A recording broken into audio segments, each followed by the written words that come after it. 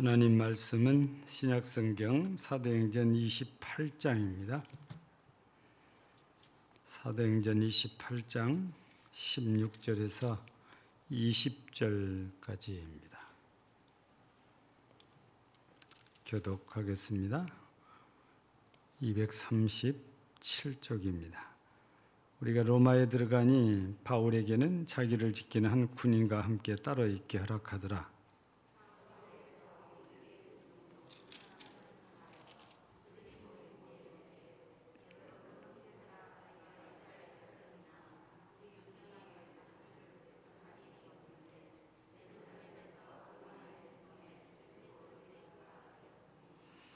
로마인은 나를 신문하여 죽일 죄목이 없으므로 석방하려 하였으나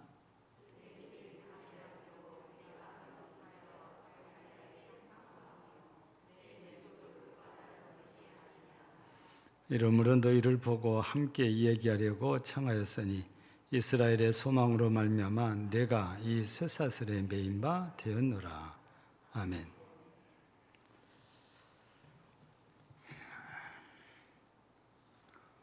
이제 죄송하다는 말씀을 드립니다.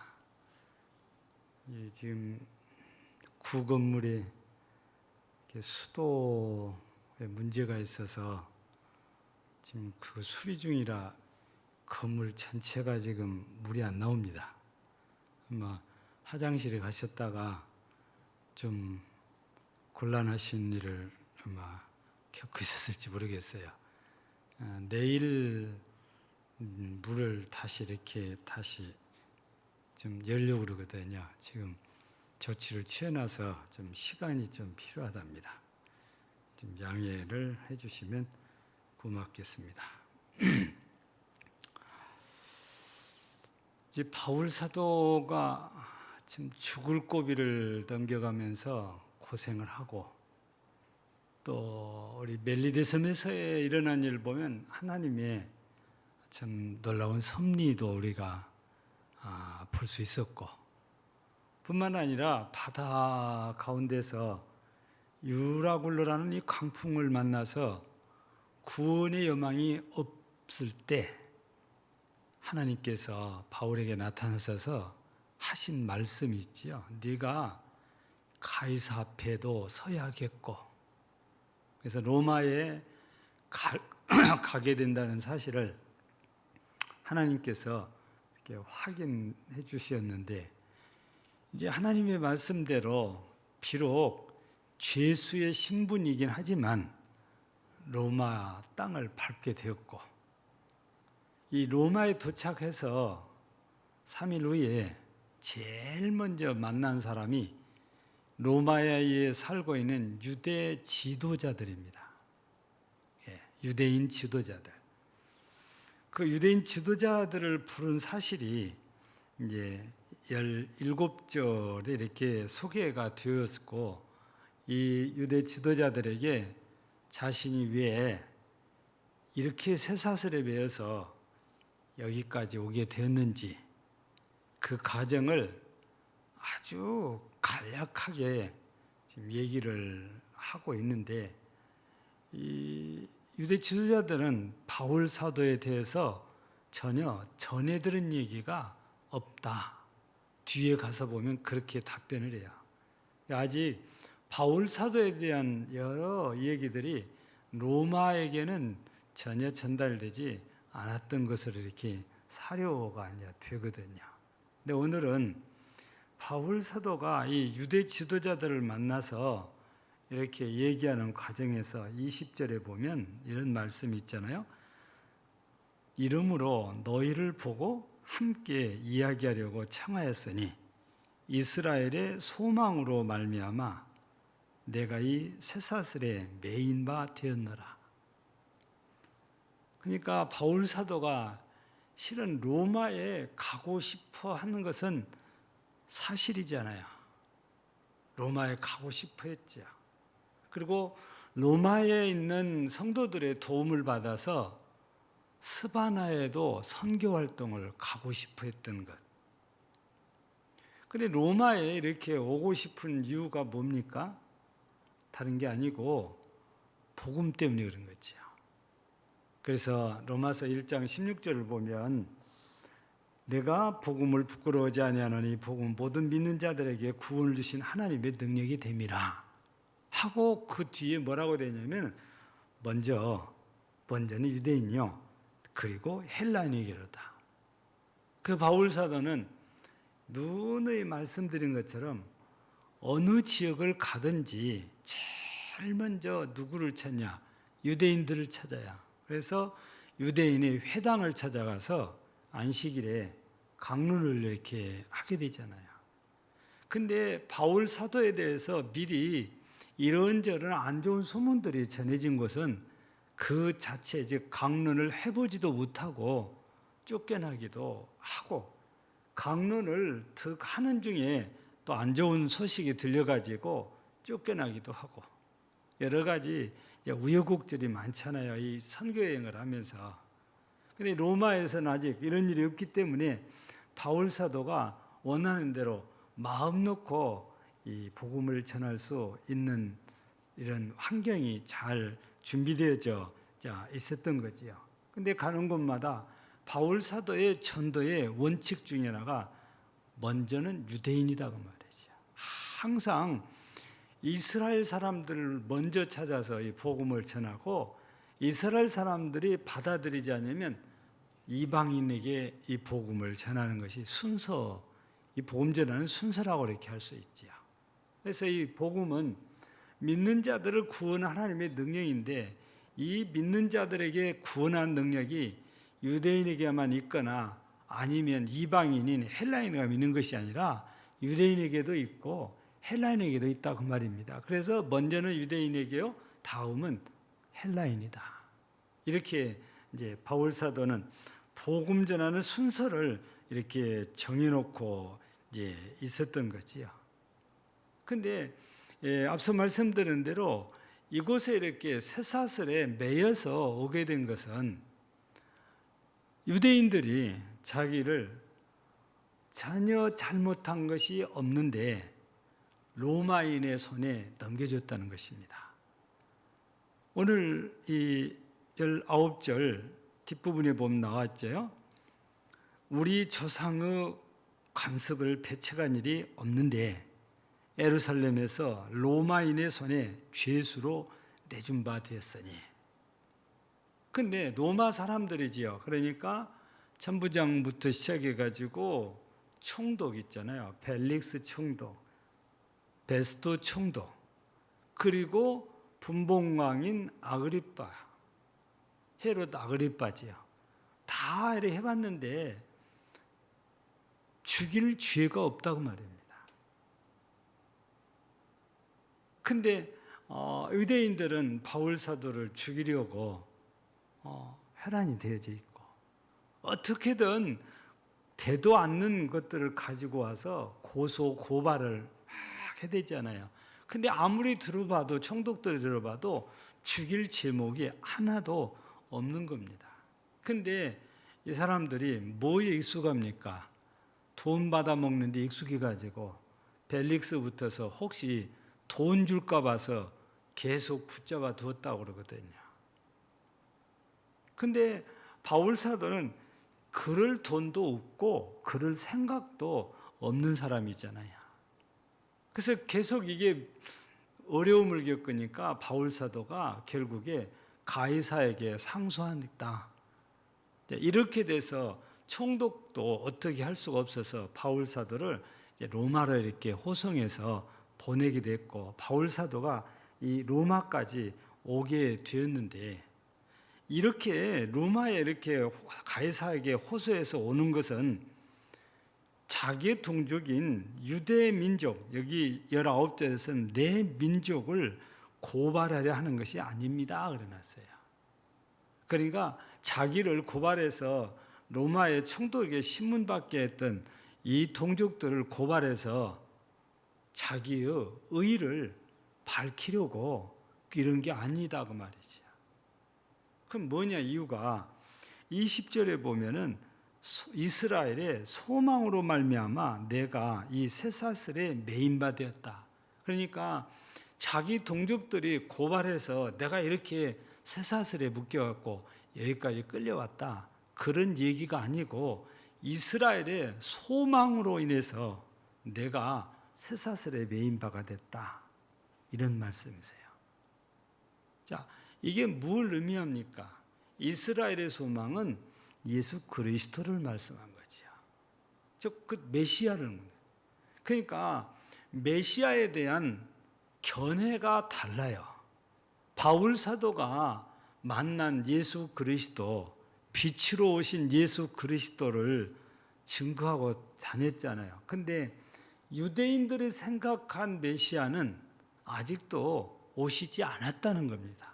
그러니까 메시아에 대해서 바울 사도에 전하는 것과 히브리 사람들, 즉 유대인들이 생각하고 있는 것하고는 너무 차이가 나잖아요. 바울 사도는 이미 메시아가 왔다 그겁니다. 그러면서 전하고 다니는데 유대인들은 아니야, 메시아는 아직 안 왔어. 이런 주장이니까 서로 상당한 견해 차이가 난 거잖아요.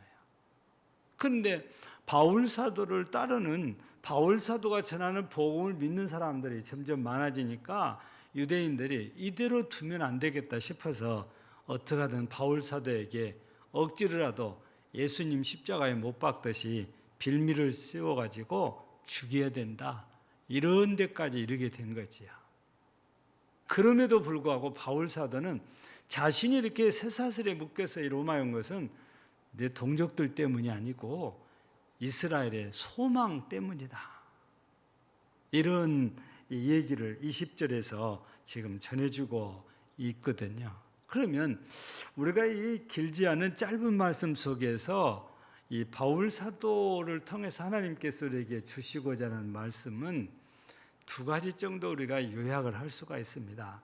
하나는 방금 말씀드린 대로 바울 사도가 이렇게 쇠사슬에 매인받은 것은 이스라엘의 소망으로 이렇게 됐다고 그러잖아요.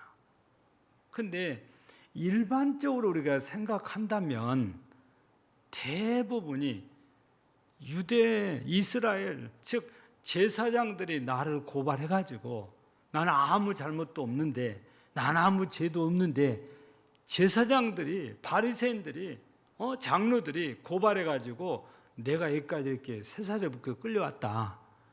일반적으로는 이렇게 말하면서 제사장들과 바리새인들과 장로들과 서기관들을 얼마나 원망하겠습니까?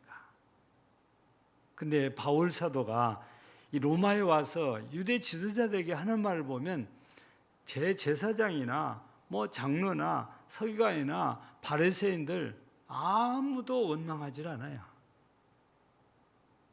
이스라엘의 소망 때문에, 즉 예수 그리스도 곧 메시아를 전하는 것 때문에 내가 이렇게 쇠사슬에 매인 바가 되어서 여기까지 오게 됐다. 이런 얘기거든요. 근데 우리들은 일반적으로 어떤 일이 생기면 꼭 남의 탓을 해서 원망이란 걸 하게 되거든요. 근데 우리가 성경을 잘 보니까 원망하는 일이 참 안 좋은 일이에요. 왜 원망하는 일이 안 좋습니까? 원망한다는 것은 무슨 문제든지 내가 잘못해서 그런 게 아니고 당신 때문이다 그 말이거든요. 당신 때문에 내가 이렇게 됐다. 그래서 원망하게 되거든요. 우리는 출애굽의 역사를 통해서 이스라엘 백성들이 모세와 하나님을 원망한 일들을 여러 차례 기록을 통해서 이렇게 확인했지요. 특별히 이 민수기서에 보면은 그게 잘 정리가 되어 있잖아요.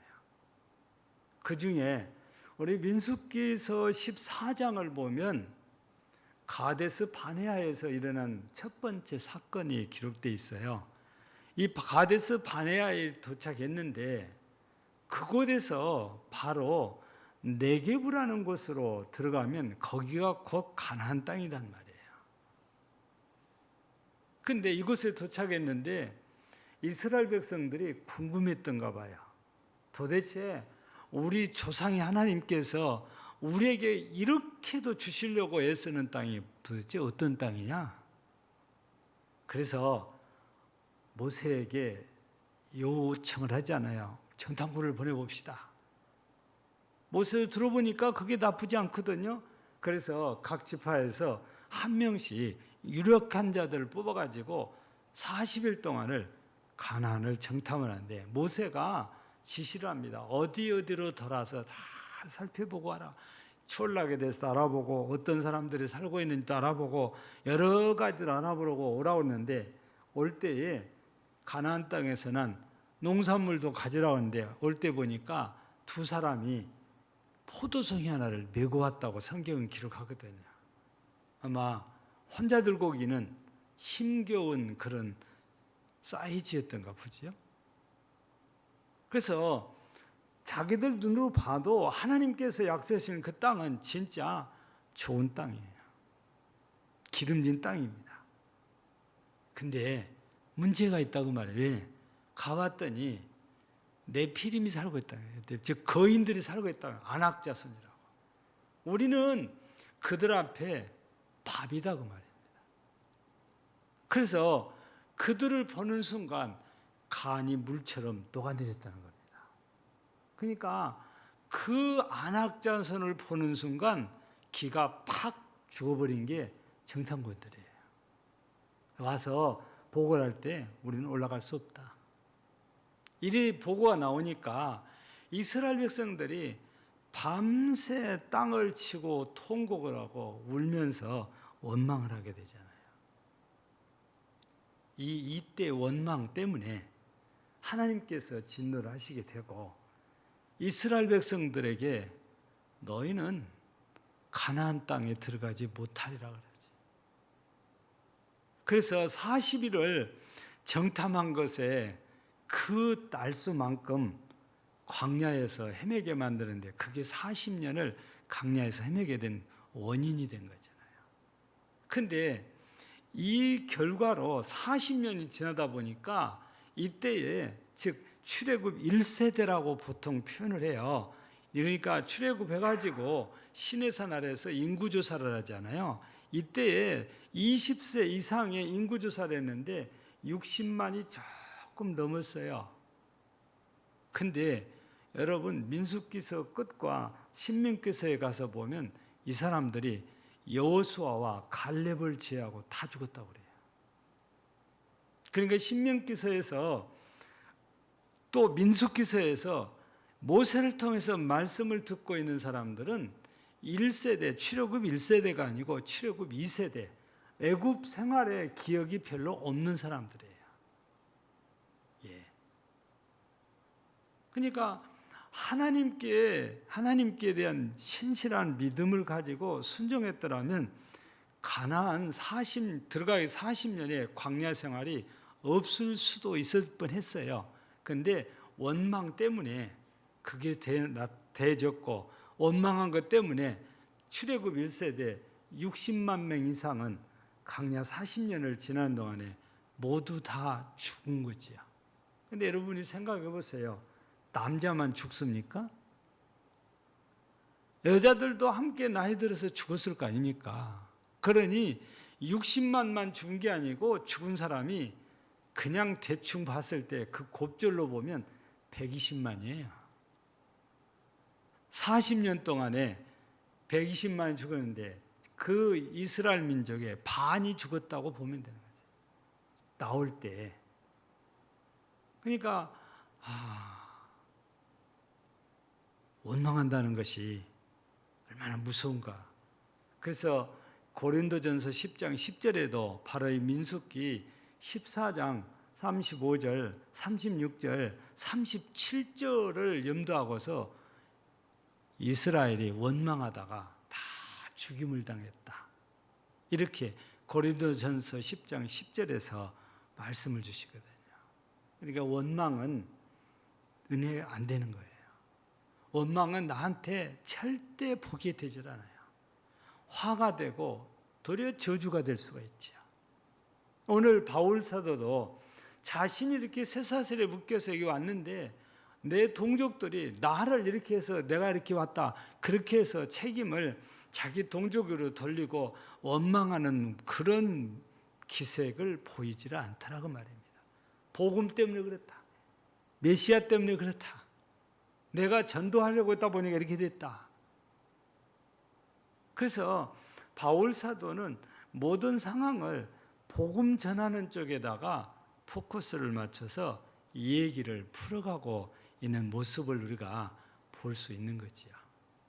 또 하나는 우리가 이 말씀을 이렇게 보니까 이제 구체적으로 오늘 본문에는 이제 나오지 않았지만 우리가 이 바울 사도가 붙들려서 갇히고 신문받고 배를 타고 여기까지 오는 과정들을 쭉 생각해 보면 그런 것 같아요.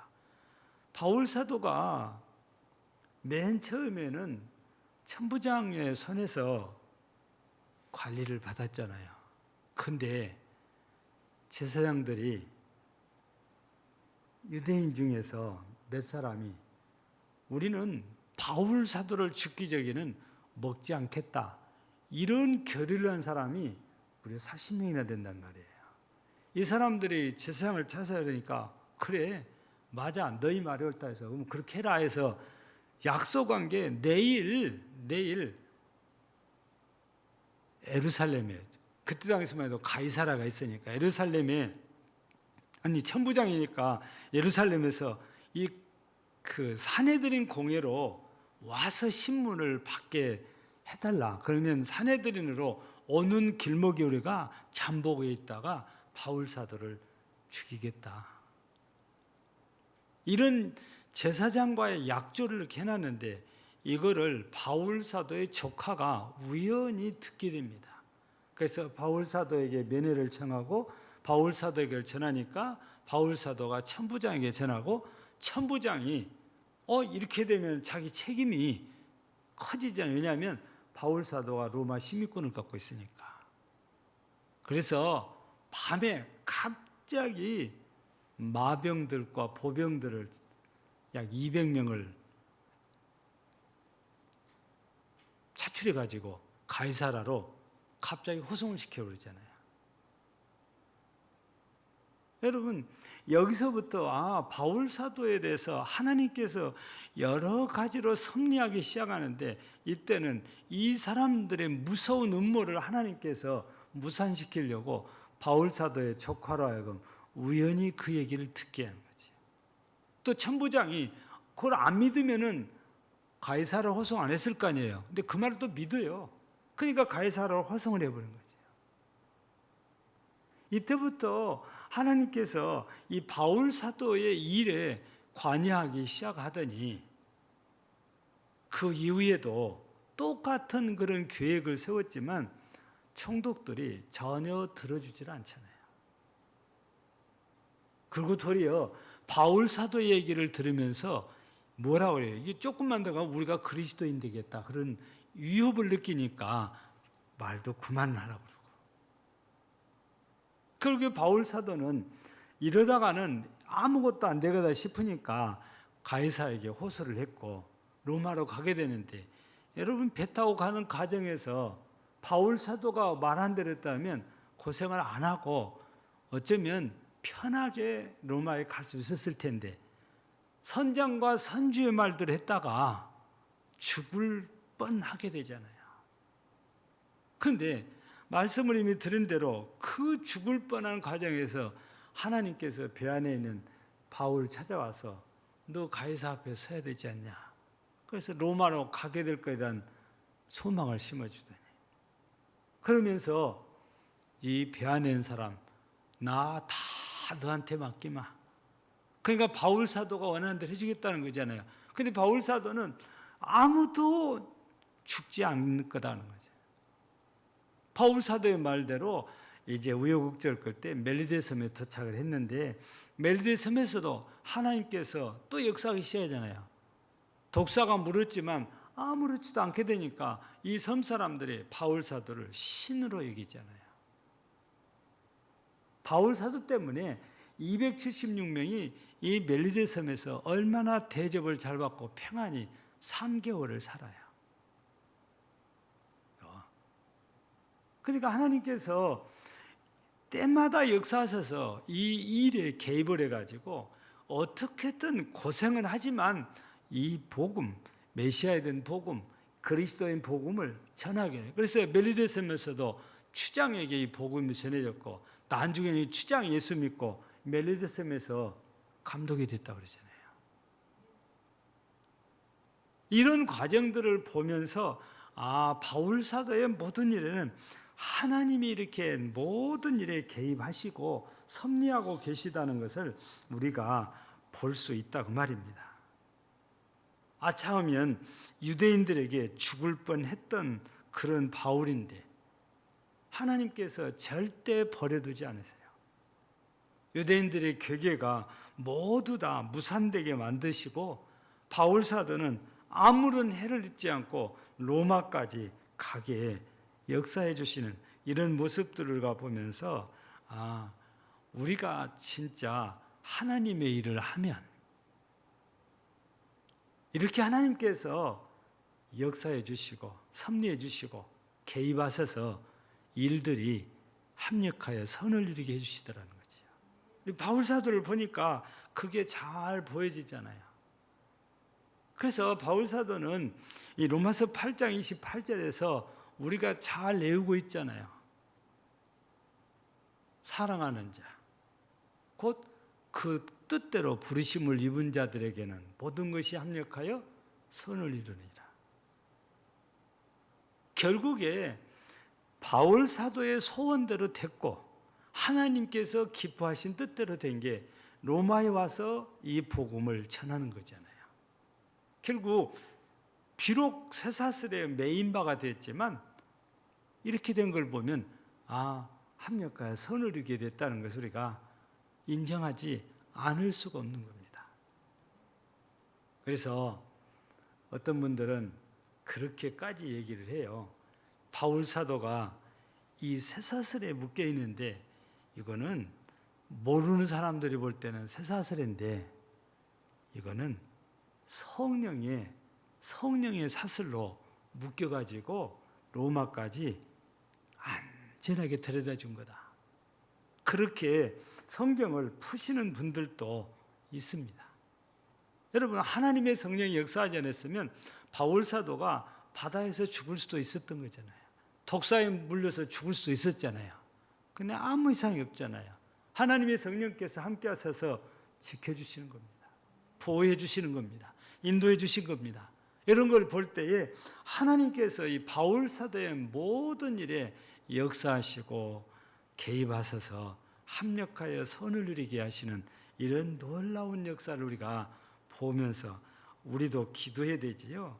우리가 하는 모든 일에 하나님이 역사하셔서 주관해 주시옵소서. 섭리해 주시옵소서. 주의 뜻대로 행하시옵소서.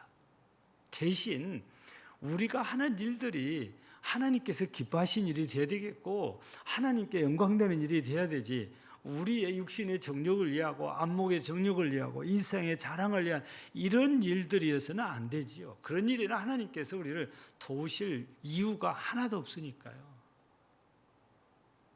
바울 사도가 자기의 정욕을 위해서 지금 이렇게 하는 거 하나도 없잖아요. 오직 메시아, 곧 생명이신 예수 그리스도를 전하려는 이 목적 하나잖아요. 자기의 영달을 위한 거 아니에요. 자기 유명인사 되기 위해서 그런 것도 아니고 로마에 가고자 하는 것들이 로마에 있는 형제들에게도 이 예수 그리스도의 복음을 전하고 이 사람들의 도움을 받아서 서바나까지 가서 예수 그리스도의 복음을 전하고자 하는 이 바울 사도의 열정 이거거든요. 우리도 이 시대를 살아가면서 하나님이 기뻐하실 일, 하나님께 영광되는 일들을 행하려고 한다면 하나님께서 합력하여 잘 되게 해 주시리라 그렇게 확신을 합니다.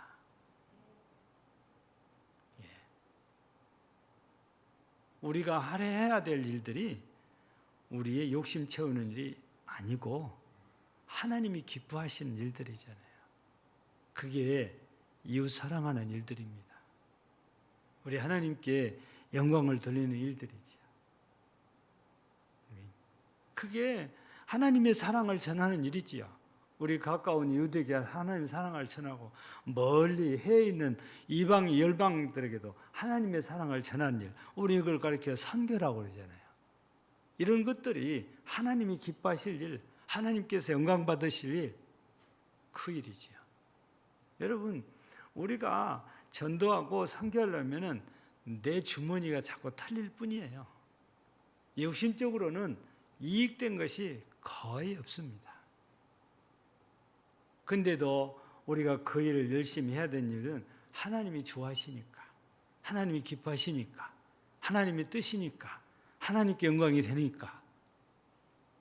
그래서 우리는 땅에서는 별로 받은 것이 없을 수 있어도 바울 사도가 이 디모데후서 4장 7절에서 뭐라고 고백합니까? 내가 선한 싸움을 싸우고 믿음을 지켰으니 이제후로는 나를 위하여 의의 멸류관이 예비되었다고 고백하잖아요.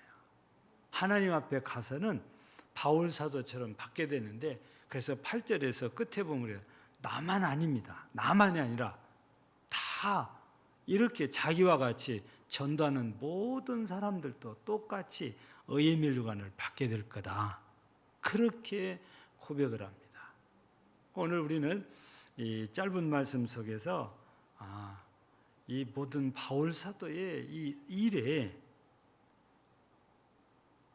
하나님이 첫째는 개입하셔서 역사하고 계신다는 사실. 그래서 바울 사도는 이걸 깨달았던지 어떤 어려움을 겪어도 상대방에게 책임을 전가하고 그들을 원망하는 것이 아니라 이거 전도하려다가 예수 그리스도를 전하려다가 내가 이렇게 쇠사슬에 매인 바 되었다. 그래서 누구에게도 책임 전가를 하거나 누구를 원망하거나 하지 않고 오직 예수 전하려는 이것 때문에 내가 이렇게 됐다. 그래서 이 바울 사도는 어디 가서든지 예수 그리스도의 전도자임을 스스로 확실하게 드러내고 살았다는 말씀이지요. 그래서 오늘 우리 저녁에 이 말씀들을 이렇게 생각하면서 우리도 항상 무슨 일이든지 예수님과 연결을 지어서 풀어가야 은혜가 되지, 그렇지 않으면 다른 사람을 원망하게 된단 말이에요. 하나님이 이렇게 바울 사도의 사역에 섭리하셨던 것처럼 우리도 이렇게 하나님이 기뻐하시는다면 틀림없이 하나님이 역사에 섭리해 주신 거란 말이죠. 그래서 이렇게 복음 전하는 일, 하나님의 일과 연관지어서 한다면 모든 것이 합력하여 선을 이루게 되고 우리가 원망하기보다도 도리어 감사할 일이 생길 겁니다. 우리 모두 저녁에도 이 짧은 말씀 가지고 우리가 함께 마음에 새기고 우리 모두가 하나님의 섭리를 늘 따라 하나님께 영광 돌리며 또 그리스도인으로서의 삶을 하나님께 영광 돌리는 우리 모두가 되어지기를 주의 이름으로 축복합니다. 하나님 우리 아버지 감사드립니다. 오늘 저녁에도 우리들을 부르시고 인도하셔서 예배의 자리에 있게 하심을 감사합니다. 오늘 또 우리 순천 여수 등 여러 곳에서 확진자가 많이 발생을 했습니다. 우리가 그들 중에 한 사람 되지 않고 이렇게 건강하게 있게 하심을 감사하오니 계속 날마다 하나님의 능력의 손으로 우리를 붙들고 지키고 보호하셔서 언제나 건강한 모습으로 하나님 앞에 나와 예배로 영광을 돌릴 수 있도록 역사하시고 섭리하시고 인도하여 주옵소서. 이제 돌아가는 발걸음에도 은혜를 주시오며 특별히 또 폭우가 쏟아진다는 소식이 전해지고 있습니다. 우리 모든 성도들의 가정, 모든 생업에 피해가 없도록 하나님이 지켜주시고 보호하시고 은혜를 주옵소서. 질곡 가운데 있는 성도들을 돌아보사 치유하여 건강케 하시고 또 성도들의 모두 일하는 직장과 사업장에 은혜를 주셔서 합력하여 모든 것들이 잘 되게 하옵시며 자녀들에게도 은혜 주셔서 앞길들을 열어 형통케 하사 꿈을 이루도록 하옵소서. 또 우리 교회가 섬기는 미자리 교회들과 사역자들의 기관들의 선교사와 선교지에 큰 은혜를 주시옵소서. 오늘도 여러모로 수고하는 손길들이에 하나님의 놀라운 은혜를 더하여 주실 줄을 믿고 예수님 이름으로 기도하옵나이다.